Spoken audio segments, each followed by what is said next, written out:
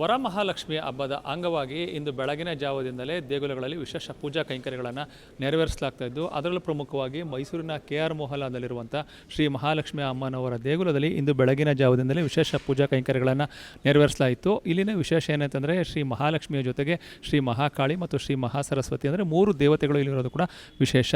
ನೂರಾರು ವರ್ಷಗಳ ಒಂದು ಇತಿಹಾಸ ಇರುವಂಥ ಈ ಅತ್ಯಂತ ಪುರಾತನವಾಗಿರುವಂಥ ಈ ದೇಗುಲದಲ್ಲಿ ವರಮಹಾಲಕ್ಷ್ಮಿಯ ಹಬ್ಬದ ದಿನದಂದು ವಿಶೇಷ ಪೂಜಾ ಕೈಂಕರ್ಯಗಳನ್ನು ನೆರವೇರಿಸೋದು ಇಲ್ಲಿನ ವಾಡಿಕೆ.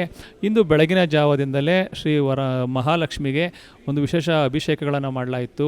ಮಹಾಲಕ್ಷ್ಮಿಗೆ ಇಂದು ಬೆಳ್ಳಿಯ ಕವಚವನ್ನು ಧಾರಣೆ ಮಾಡಿ ವಿಶೇಷ ಪೂಜೆಯನ್ನು ನೆರವೇರಿಸಲಾಗಿದ್ದು, ಬೆಳಗಿನ ಜಾವದಿಂದಲೂ ಕೂಡ ಸಾವಿರಾರು ಸಂಖ್ಯೆಯಲ್ಲಿ ಭಕ್ತರು ಆಗಮಿಸಿ ದೇವಿಯ ಒಂದು ದರ್ಶನವನ್ನು ಪಡೆದು ಪುನೀತರಾಗ್ತಾ ಇದ್ದಾರೆ.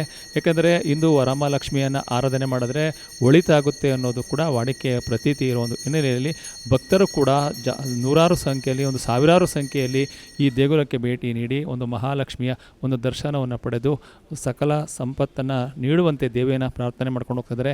ಇದರ ಜೊತೆಗೆ ತೀರ್ಥ ಪ್ರಸಾದಗಳನ್ನು ಕೂಡ ಇಲ್ಲಿ ವಿತರಣೆ ಮಾಡಲಾಗ್ತಾ ಇದ್ದು, ಬೆಳಗಿನ ಜಾವದಿಂದಲೇ ಭಕ್ತರ ದಂಡೆ ಈಗ ಮಹಾಲಕ್ಷ್ಮಿಯ ದೇಗುಲಕ್ಕೆ ಹರಿದು ಬರ್ತಾ ಇದ್ದು, ಎಲ್ಲೆಡೆಯೂ ಅಂದರೂ ಅದರಲ್ಲೂ ಪ್ರಮುಖವಾಗಿ ಲಕ್ಷ್ಮಿಯ ದೇಗುಲಗಳಲ್ಲಿ ಸಂಭ್ರಮ ಮನೆ ಮಾಡಿದೆ ಅಂತಲೇ ಹೇಳ್ಬೋದು. ಕ್ಯಾಮ್ರಾ ಪರ್ಸನ್ ಅರ್ಜುನ್ ಜೊತೆ ರಂಗಸ್ವಾಮಿ, ಪ್ರತಿನಿಧಿ ನ್ಯೂಸ್, ಮೈಸೂರು.